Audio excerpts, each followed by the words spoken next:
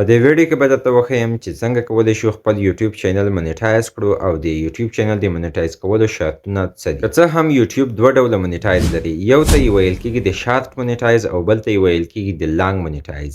د لانګ منیټایز یعنی لانګ ویډیو اپلوډ کول او د شارټ منیټایز یعنی د شارټ ویډیو اپلوډ کول. د لانګ منیټایز شرطونه چې دي هغه دوه دي.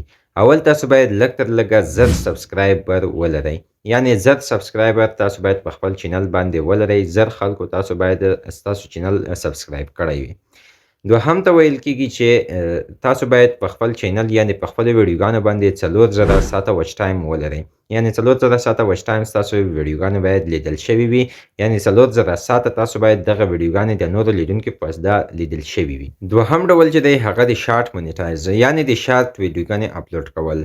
د شارټ ویډیوګانې اپلوډ کول لپاره یو شرط ایښودل شوی دی چې هغه باید تاسو 10 میلیونه ویوز پوره کړئ په 90 ورځو کې. په 90 ورځو کې 10 میلیونه ویوز ترلاسه کول ستاسو چینل به د منیټایز لامل وګرځي، هغه هم د شارټ منیټایز. دا و زموږ معلومات. که بیا هم کومه غوښتنه او یا هم پوښتنه لرئ کمنټ وکړئ او یا هم په ډسکرپشن کې به زموږ د ټلګرام چینل لینک هم شتون لري، هغه هم درسره جوین کولی شئ.